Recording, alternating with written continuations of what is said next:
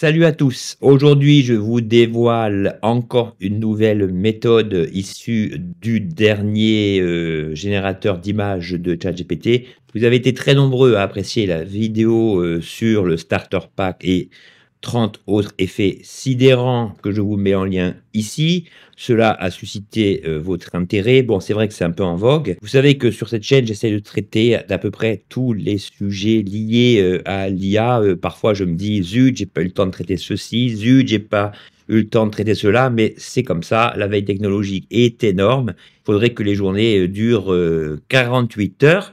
Alors ici, vous allez voir que si vous vous attendez à une vidéo pédagogique, passez votre chemin. Ici, c'est vraiment une vidéo pour le fun, dans laquelle je vais vous montrer comment vous construire en personnage de Barbie et quelques autres effets encore sympathiques. Cela n'a pas très grand intérêt, si ce n'est de s'amuser et de pousser ChatGPT dans ses derniers retranchements. À l'époque, j'avais commencé ma chaîne avec des tutoriels sur Photoshop. Ça fait 20 ans que je crée des montages photos à partir de ces outils. Et c'est vrai qu'avec l'avènement de l'IA, l'aspect créatif était un petit peu moins important. Aujourd'hui, ChatGPT nous permet de réaliser des merveilles et lorsque je trouve une petite pépite ou quelque chose à vous montrer, eh bien, cela me fait plaisir de le faire. C'est Barthélémy. Pour ceux qui ne me connaissent pas, merci de cliquer sur le petit bouton pour m'aider à développer cette chaîne et nous, on fonce sur l'interface de ChatGPT.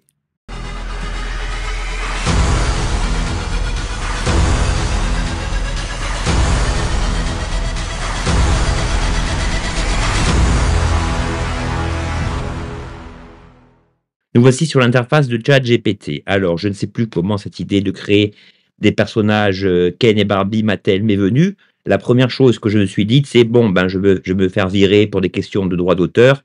ChatGPT va me dire cette demande enfreint nos règles sur la publication, etc.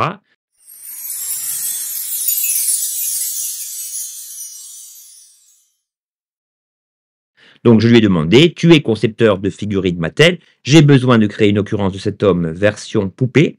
Donc, je lui ai demandé simplement, tu es concepteur de figurines Mattel, j'ai besoin de créer une occurrence de cet homme version poupée, Mattel Ken, t-shirt blanc, jean bleu à côté de Barbie sur la plage. Et, à ma plus grande stupeur, voilà ce qu'il m'a créé. La Barbie est parfaite, tout a l'air bien, mais vous allez voir que certains détails ne vont pas. Alors, même si cette vidéo est fun, techniquement, vous allez voir quand même que vous allez constater que le processus est loin d'être un long fleuve tranquille. Donc là, je lui ai importé une boîte vide de Barbie. C'est ce que je vous incite à faire. Si vous voulez recréer des personnages au packaging existant, eh bien, pour avoir une meilleure conformité, essayez de trouver une photo sur le net et de l'imposer à ChatGPT.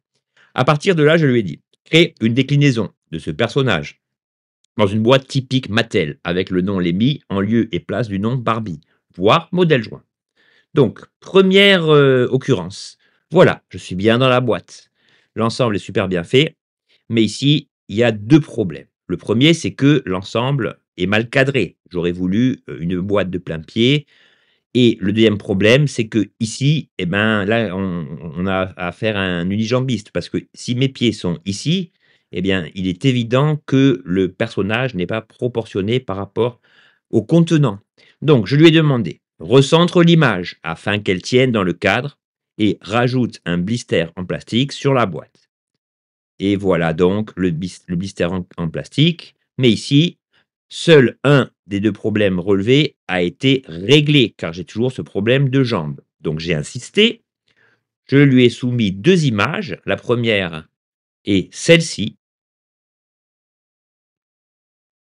et la seconde est celle-ci. Vous allez comprendre. Donc ici, je lui ai dit, décline cela en te basant sur le modèle fourni. Remplace le texte par Barbie, mêmes habits que sur la photo, deux personnages, un dans la boîte et l'autre de plein pied avec ses accessoires.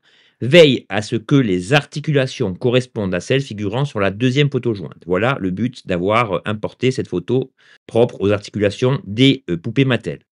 Et là, voilà ce qu'il a commencé à me générer. Donc la partie floue correspond au moment où j'ai décidé de ne pas gâcher une génération, puisque ce n'est pas du tout un copier-coller d'un Ken blondinet que je voulais. Et donc là, j'ai à nouveau importé la photo. Et je lui ai dit: «Non, le personnage doit correspondre à la photo jointe et tous les éléments doivent tenir dans le cadre. Personnage entier, dans et en dehors de la boîte». Et donc voilà ce qu'il m'a créé. Donc pour un deuxième G, c'est vraiment, vraiment pas mal. Là, on est proche de ce que je voulais, hein, il y a rien à dire. Mais après réflexion, je me suis dit: «Eh oui, d'accord, mais mes articulations?» Bah, là, il y a pas d'articulation. La spécificité des mannequins, hommes ou femmes Mattel, Ken ou Barbie, ont des articulations, comme vous l'avez vu, au niveau des épaules, au niveau, du coude, au niveau du poignet et au niveau des genoux. Et là, il y a pas, ce que je lui demandais. C'est dommage parce que là, c'était quasiment parfait. Donc, en bon, têtu que je suis, je lui ai resoumis donc l'image avec les articulations en lui précisant idem, mais articulation comme sur la photo jointe. Et là, voilà ce qu'il m'a créé. Donc la tête là, elle est quasiment parfaite. Tout est nickel, mais un détail m'a tout de suite sauté aux yeux, c'est au niveau des pieds. Parce que là, si on zoome, on voit bien que les articulations sont super bien restituées, au niveau des poignets également, au niveau des coudes également, mais là, on dirait qu'il m'a mis des, chaussures couleur peau. Si ici, j'avais distingué la trace d'orteil, je me serais dit: «Bon, bah, c'est bon, ChatGPT a bien fait le job», mais là, c'est pas le cas. Donc, en bon psychopathe des familles, qui ne lâche pas le bout de steak, je lui ai demandé une occurrence qui n'apparaît pas ici, c'est curieux, et voilà donc, le deuxième personnage qui, lui, est vraiment super bien fait. On a la déclinaison du personnage dans et en dehors de sa boîte, on a les articulations, on a les chaussures blanches et le texte Barbie. Alors là, les gens qui vont me dire: «Oui, mais il y a Barbie, c'est un homme». Eh ben, si vous regardez les boîtes de Mattel, même si Ken est dans la boîte, c'est bien le terme Barbie qui est, noté sur cette boîte.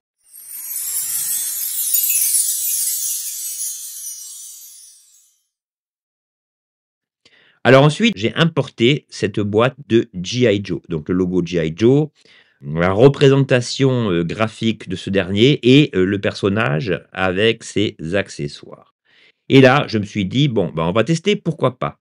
Eh bien, à ma grande surprise, donc je lui ai dit: «Décline le même personnage en mode action figure G.I. Joe, tenue militaire, fusil d'assaut sur le modèle joint». Et là, regardez la qualité du truc. L'EMI, alors l'EMI, c'est mon diminutif, Digital Ops. On m'a remis Digital Ops ici, mais c'est vraiment, vraiment bien fait. Et ici, il y a quelque chose qui a suscité ma réflexion. Il y a quelques jours, c'était vendredi, me semble-t-il, j'ai tourné la vidéo donc sur les différents effets que je vous ai mentionnés tout à l'heure. Et dans cette vidéo, dans le starting pack, j'avais demandé à ce que l'un de mes accessoires soit un MacBook. Alors, je ne sais pas si ChatGPT a une mémoire qui s'étend au-delà d'un simple chat. Ici, je n'ai pas, vous le pensez bien, spécifié dans l'historique de ChatGPT ou dans les instructions personnalisées que j'allais me créer, en action figure avec un MacBook. Donc comment et pourquoi m'a-t-il mis ici 2 ordinateurs alors que le thème c'est plutôt, un personnage militaire, violent? C'est quelque chose qui m'interroge, donc je vous laisse ces miettes, vous pouvez méditer dessus, mais moi, ça m'a quand même surpris. Et ensuite donc, pour continuer l'évolution de ces personnages, je lui ai demandé: «Remplace le texte du haut par le logo de G.I. Joe et remplace les accessoires ordinateur par un revolver et un couteau». Et là, il m'a dit: «Je ne peux pas générer cette image car la demande enfreint nos politiques de contenu, notamment en ce qui concerne certains types d'accessoires». Alors là, je pense que c'est pas le G.I. Joe qui le gêne, c'est le fait qu'on lui demande un couteau et un revolver. Alors que quand vous demandez certains personnages, ces accessoires, qu'ils soient accessoires ou non, en général ne soulèvent pas de problème, de génération. Bon après, c'est pas grave. Il m'a dit: «Tu peux me proposer une autre vidéo, enfin une autre idée ou un nouveau prompt, je serais ravi de m'en occuper». J'ai pas insisté sur le G.I. Joe. Vous me direz, hein, si vous réussissez à créer un G.I. Joe avec le fameux logo.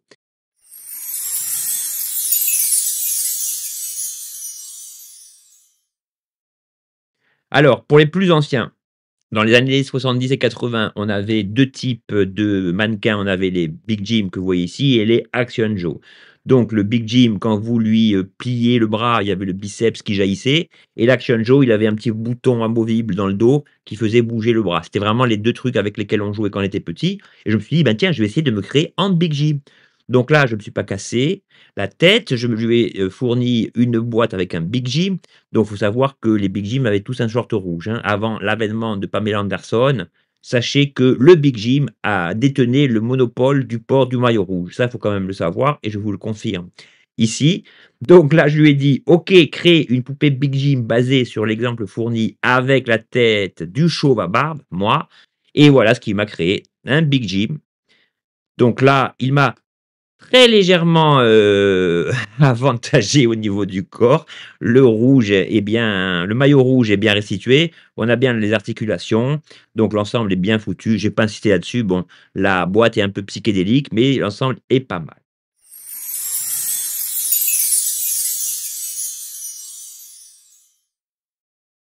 Donc je me suis dit: «Bah, je vais encore essayer quelques trucs». Donc là, je lui ai joint cette image et je lui ai dit: «Décline le même personnage façon poupée de bébé, grands yeux, basé sur le modèle». Bon là, le résultat est aussi bien fait que bizarre.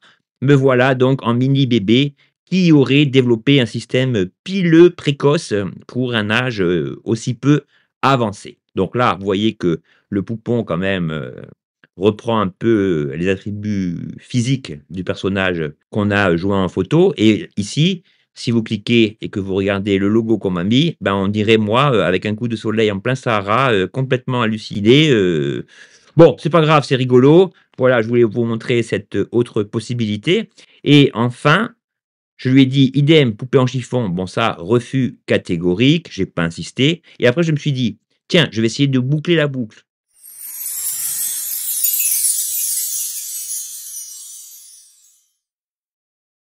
Et je lui ai demandé: «Oui, crée une image du personnage inspiré du modèle Barbie, avec articulation respectée, dans une voiture rose, avec Barbie sur la place passager, couleur rose, fond plage». Et là, le résultat est assez sympa quand même. Je ne sais pas ce que vous en pensez.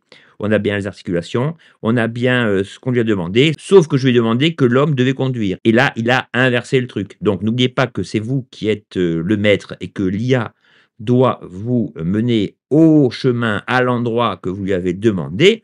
Donc j'ai insisté, et là, je lui ai donné un nouveau modèle de base. Donc je lui ai dit: «Recommence avec cette voiture, l'homme conduit, plan large», et là, voilà le résultat. L'homme conduit, bon, sauf que là, on est chez les Anglais, hein, on a le volant à droite, mais voilà, l'ensemble est assez bien foutu. Même si ici, la Barbie a perdu un peu de la consistance au niveau du visage, mais vous voyez quand même que le fait de pouvoir joindre une image et de pouvoir, recaler physiquement les personnages à l'intérieur de ce véhicule, c'est quand même assez stupéfiant. Et enfin, pour finir, ça aussi, autre jouet de notre jeunesse, les Bidibules. Donc les Bidibules, vous aviez des centaines de petits personnages, de forme ovoïde qui bougeaient comme ceci. Et ben là, j'ai pas réussi. Je lui ai dit: «Décline le personnage masculin type Bidibule comme sur la photo, jean bleu, basket rouge et t-shirt blanc avec le texte Bart en rouge». Alors le résultat est rigolo. Le voilà, ça c'est moi qui aurais passé un mois à ne me nourrir que de choucroute, de cassoulet, avec la trace du vin, du Gewürztraminer sur les joues. Donc c'est pas du tout ce que je vais demander, même si c'est quand même rigolo. Donc j'ai insisté un petit peu. Non, la structure du corps doit être conforme à la photo jointe. Et là, même réflexion que tout à l'heure. Bon là, c'est plus logique puisque on est dans le même chat. ChatGPT a cru que je lui demandais que je voulais me transformer en bidibule dans le même contexte, que la photo précédente, et il m'a donc créé en bidibule. Bon, en ersatz de bidibule, hein, et déjà ce qui va passer, c'est qu'on voit les bras alors que les bidibules, comme je vous ai dit, aucun membre ne dépasse. Et ensuite, je lui ai, redemandé: «Non, je veux le personnage isolé, sans voiture ni Barbie. Base-toi sur la structure ovoïde du personnage et recrée le personnage d'après les spécifications citées. Pas de pieds ou de membres jaillissants», et il y a rien à faire, voilà. Il décline, et là, c'est de moins en moins consistant, de moins en moins respectueux de ce que je lui ai demandé. Bon, je me suis arrêté là. Donc déjà, vous voyez qu'à partir d'un truc assez fun, eh bien, l'exploration de ces techniques dévoile que rien n'est acquis, d'un coup. Ce n'est pas un long fleuve tranquille d'aller à un point A à un point B, et en dernier lieu, ce problème de consistance qui est pas réellement un problème d'un chat à l'autre, au niveau de la mémoire de ChatGPT.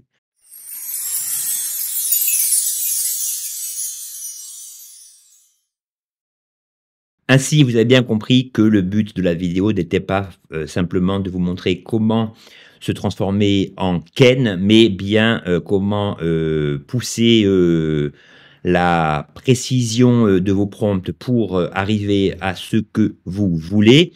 Comme je l'ai mentionné et je n'y reviendrai pas, cette vidéo donc soulève quand même quelques petites questions liées au mode de réflexion de ChatGPT. Voilà, c'était Barthélémy. J'espère que cette vidéo vous aura amusé.